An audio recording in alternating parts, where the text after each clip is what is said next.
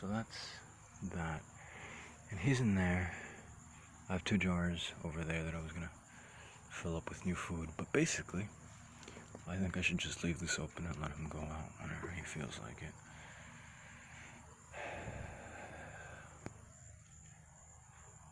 And maybe remove this. I don't know. Let it overgrow. Let this more Mordecai.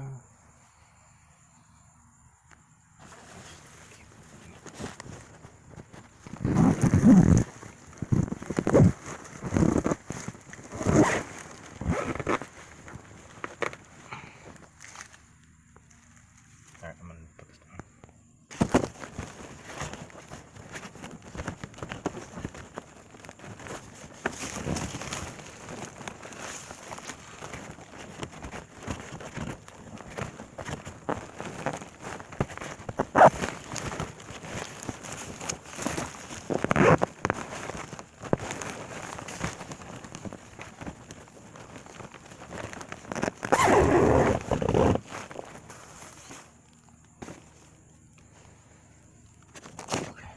So it's open all the way, right there.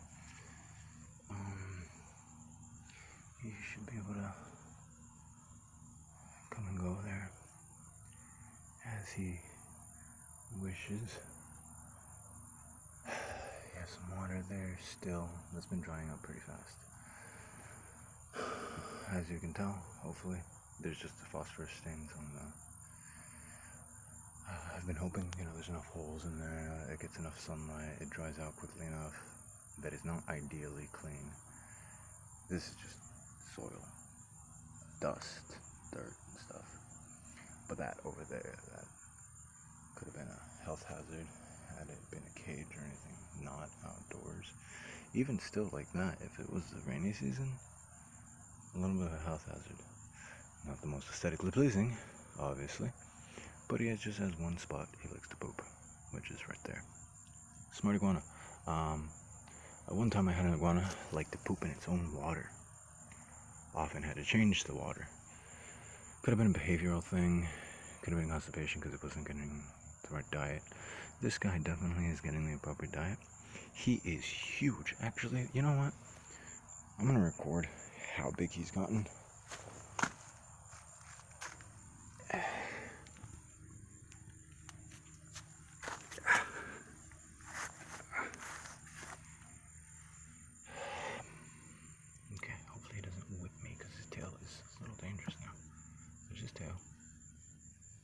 This is his sleeping spot. And that's him, right the fuck there. Hey boy, how you want us? What's up?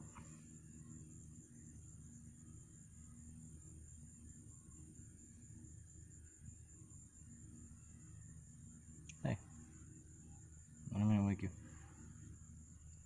This is a 5-gallon bucket. You can tell he's all the way in the back. He's leaning up against their sleeping position, his arms tucked under his belly. That's a, this is one of my shirts.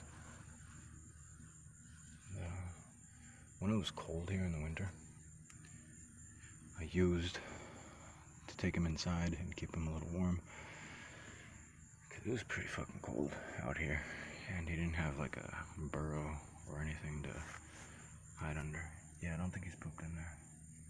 That's stuff from the water, it settles. Trust me, if he had pooped. Well, I don't know if I should record the size of his poops, but they're pretty big now. Speaking of poops, the one that did this, and you can see a little closer now, there's a bruise where the pole hit. That thing was almost as tall as that fucker.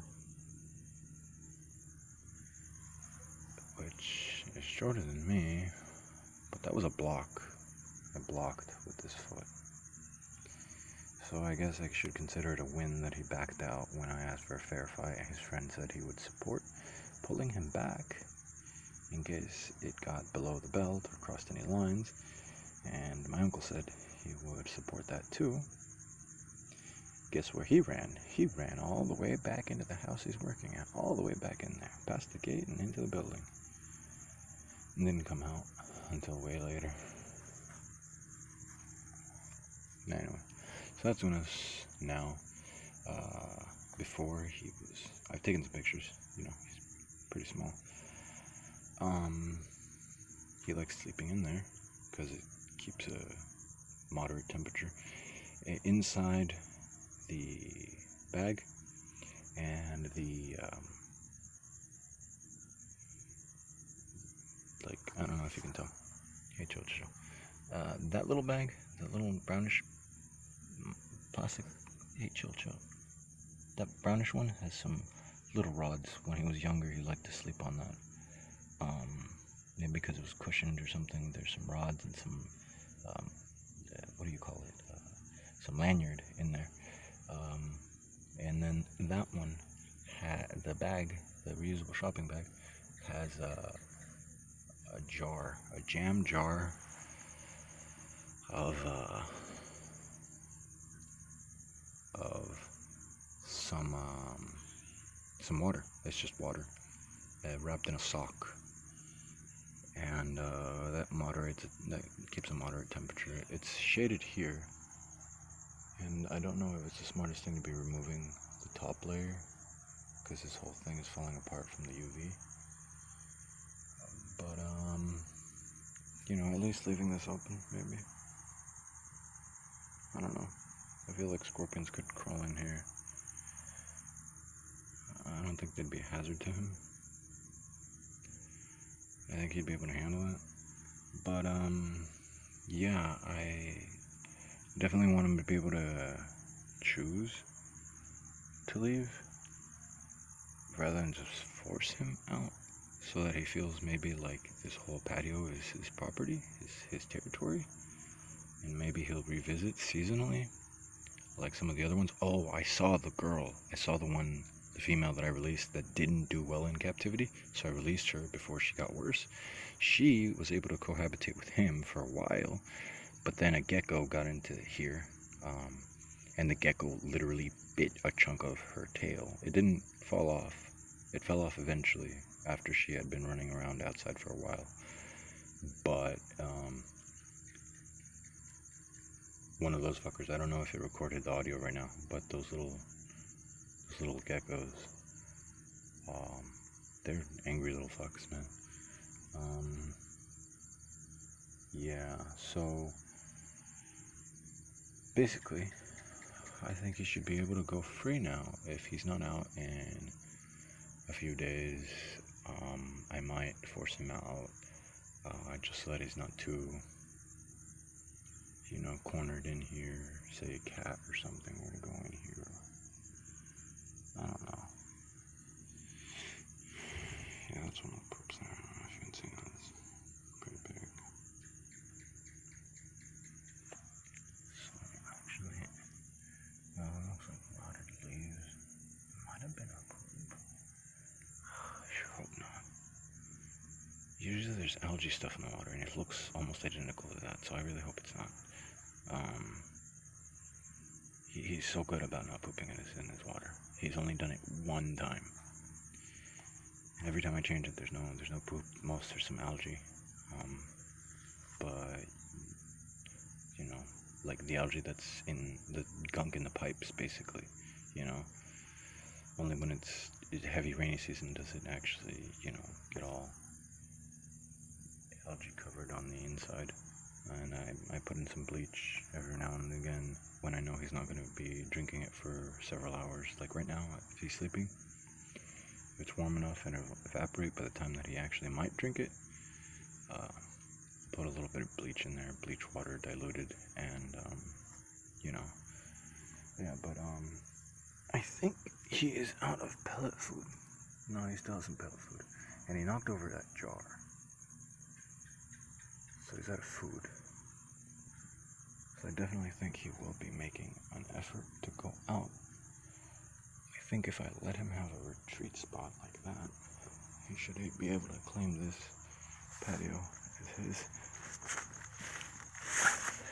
and return. Oh, right, the female. I recognized, hopefully there's not very many who have their tails that damaged, but I saw her at least once, for sure, one time for sure, here, right on that side of the wall, crawled into the inside of the wall, and then crawled over and away, so she went that way.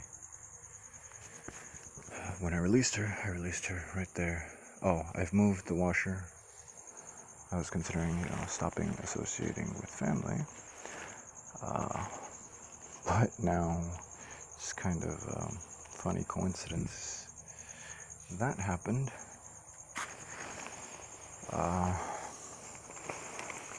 While family was thinking it would be a good idea to stay behind and actually help, supposedly, they claim, with some of the things that we had agreed to do before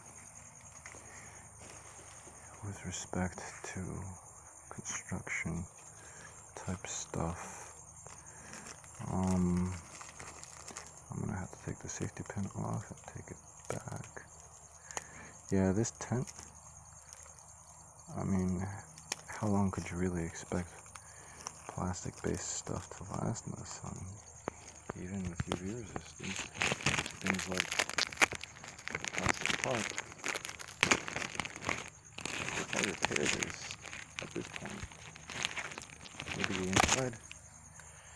Maybe the inside is salvageable, but all these little bits that have to be replaced, it's almost not worth the effort. The floors got holes that crickets chewed through. That pole got damaged from the winds during the storms when the weight of the rainwater actually weighed down so much that that basically causes that thing to break. It snapped. It's fiberglass. But I think on the bus right here, the guys moving the bags in and out, they must have knocked the bag that the tent was in, and that rod got splintered.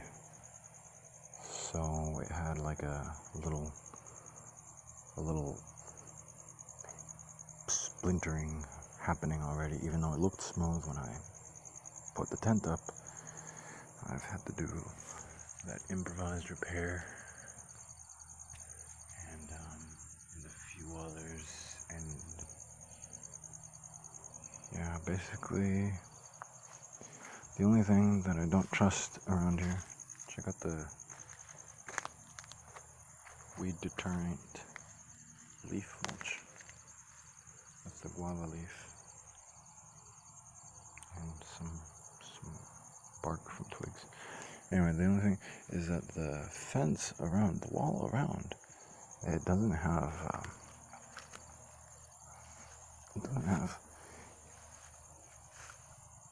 the right. Basically, the cats get over it too easily. Cats get over it. I don't mind iguanas so much. I kind of mind the scorpions. But yeah, he's free to go. Basically. You can tell. It would have happened anyway if I didn't get him a proper enclosure. That's big for enclosures as far as the hobby goes. For how young he was when I first got him. He wasn't older than a year. And the washer's gone from here. I moved it over there. Same with the stove, because I wanted to just not have anything to do with family. But now they say they want to help, and I think it's a funny coincidence. I think it's a very funny coincidence. But yeah, we'll see how Unas does. That's the last I really can expect to see from him. If he goes out, I don't expect he will go right back in. And just in case he does, I should probably give him some time, maybe a few days before I check again, just not to stress him out. Because we have socialized so very little that I think he still has I think he's more zen than most wild iguanas right now. He's very comfortable with where he sleeps, where he eats, where he poops. And I've given him a higher protein food than he is able to get in the wild. More balanced, the pellet food plus the greens. As soon as he accepted the pellet food. He hasn't accepted fruit, but maybe he'll get a taste for it. It's fine though. I guess it means he's healthy. He's not craving one of the most unhealthy things for iguanas in captivity is sweets. It's fruit. Can't give him too much. And also high protein, not enough UV, but if he got that big, trust me, he is getting enough UV. He is developing healthy, strong bones. He is able to whip the fuck out of any competitors his size, maybe even a little bigger. He has no deficiencies that I know how to identify. He has nice colors. He is able to shed, molt regularly.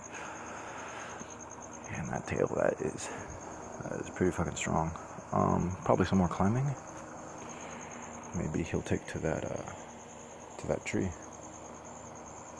But I would like to be able to keep the cats out of here because he is at risk from cats. Oh shit.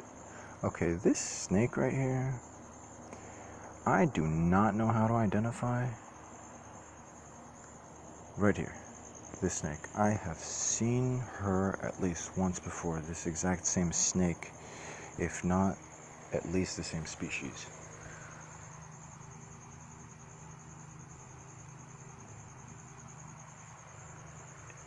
She's definitely not a rat snake.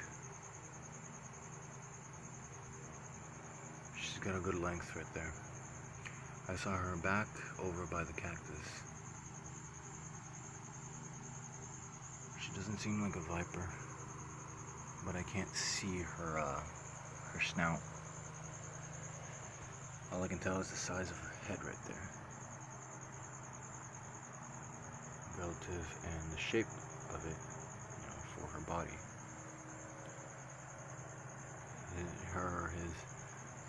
Those spots look almost like stripes, but you can tell there's like a little ring right there.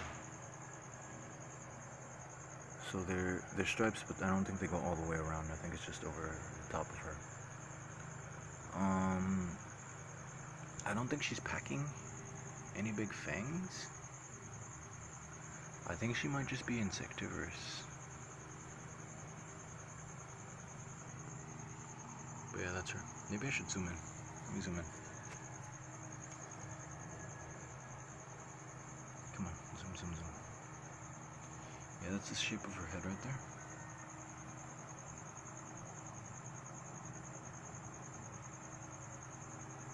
And that's the rest of her body.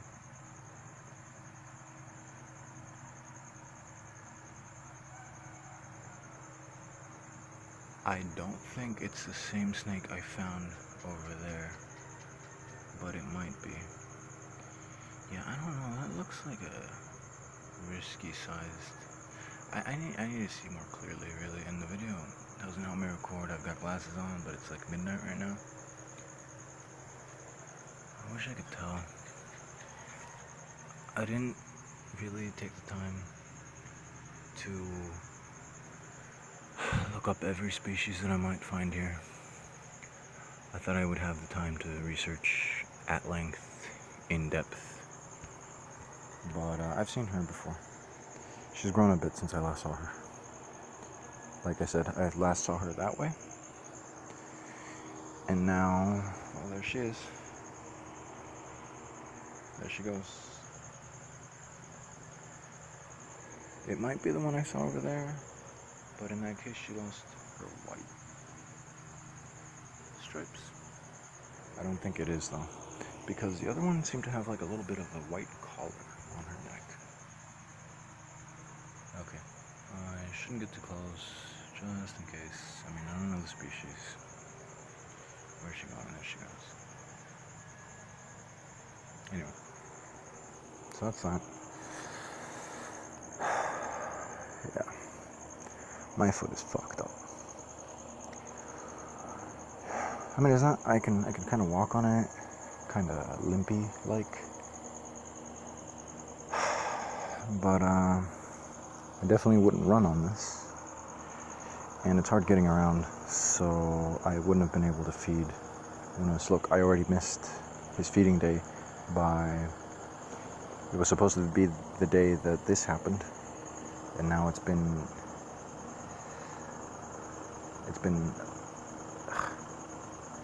a whole day.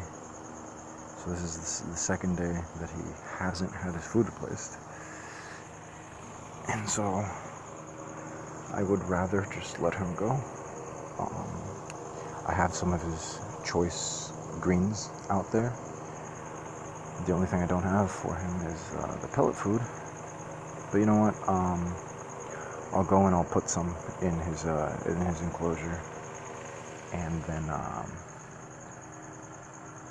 hopefully he'll just pick at it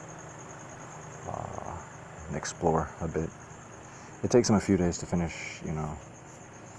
He doesn't eat it fresh. He doesn't eat it soaked. He just likes to nom it.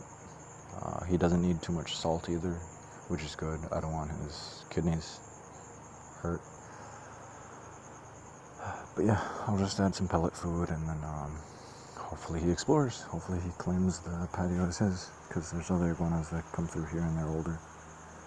So as long as he has some sort of, advantage, given that he doesn't scare off by me so easily as they do. But, it's because of the time of day.